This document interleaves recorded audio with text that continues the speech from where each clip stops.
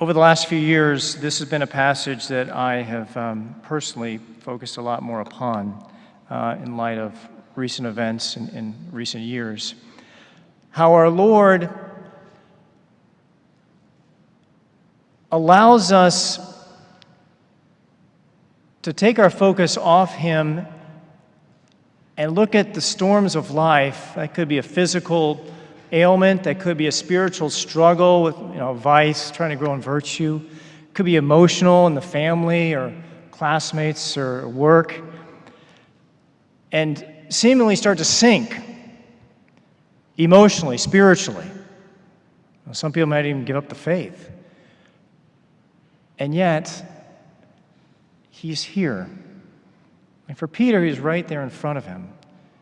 Why did Peter start to sink? Well, he looked at the wind and the waves and he got afraid, became afraid.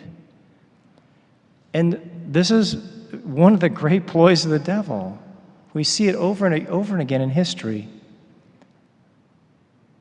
where it's to get our focus off our Lord. Just be afraid. Be afraid of the storms. Be afraid of a disease. Be afraid of, well, hold on a second. He's the all-powerful, merciful God. What am I to be afraid of? Love casts out fear, He says. And this is always a struggle for us, isn't it? I mean, just in our human condition. How quickly we can just focus on, this storm of life. Okay? And yet, that's a distraction. I mean, our Lord, He does want us to, we can't put our heads in the sand and say, okay, He's going to take care of everything. That's not the case. He gives us gifts and talents. He puts us here and now in this time period, and He wants us to use our gifts and talents for the great honor and glory of God to bring Christ and His truth to the world. But when things are rough, right, we can imagine with the apostles, challenges they had. Peter's going to get to the point where he's going to be crucified upside down in Rome. He's not going to be the weak one sinking any longer. Okay? He actually asks the guards, the Roman soldiers putting him to death, do not crucify me upright. I'm not worthy that's to be done that way. In other words, like Christ was. So that's why the upside down crucifix is Peter. That's how we know where his tomb is, because it's actually there underneath the tomb, underneath the dome of St. Peter's all the way down. So Constantine built his Basilica of St. Peter, 325, 330, right on top of his tomb. But how do we know? Well, there's an upside-down crucifix. So Peter gets to that point where he's no longer weak. So there's that angle here of how in the storms of life, whatever they are, it's like our Lord, He's here. And it may seem as if He's walking by and He just wants us to cry out, okay, Lord, save me. Who am I to think that I can take care of everything myself? No, actually. I can't take care of everything myself.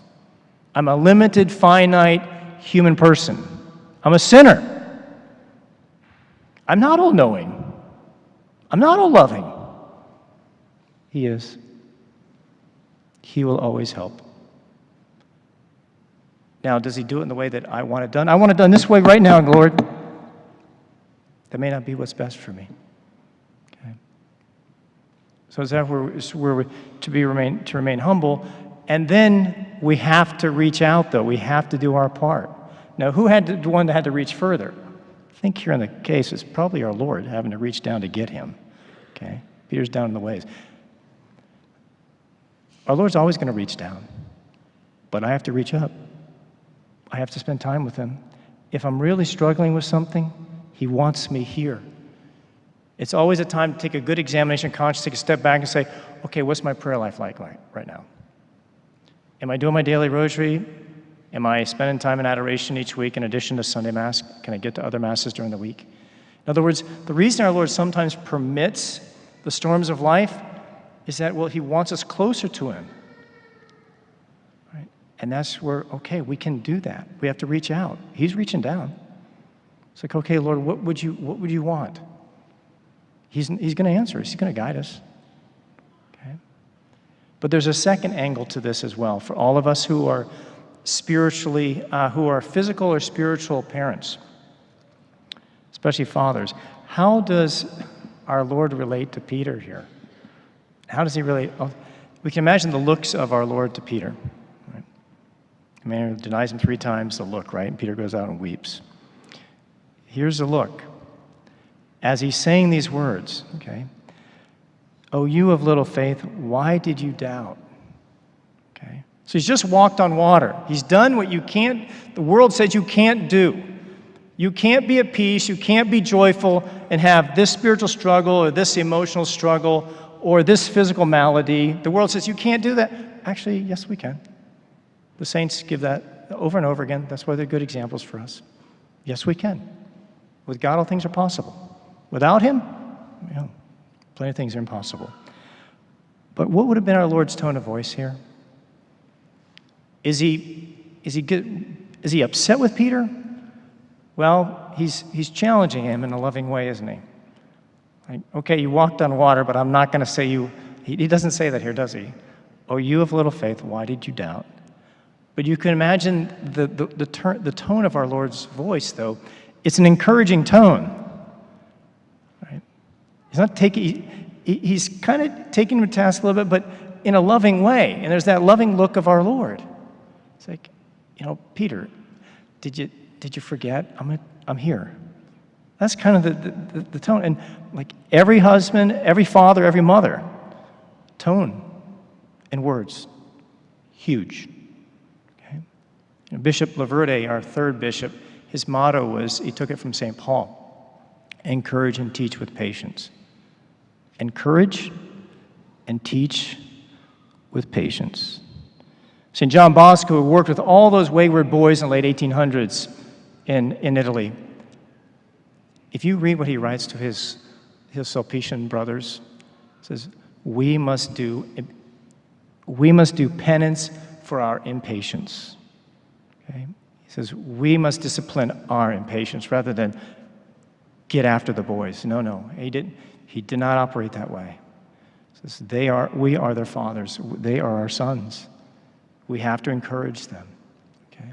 And this is what our Lord does. Isn't this what God the Father does over and over again with us? Every time I fall flat on my face, I go to confession.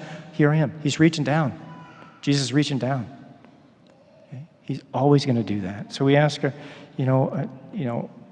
our Lord, through our Blessed Mother and St. Joseph, to help us to just always keep that in mind. It's like, all right, that focus on him, especially when things get really, really rough.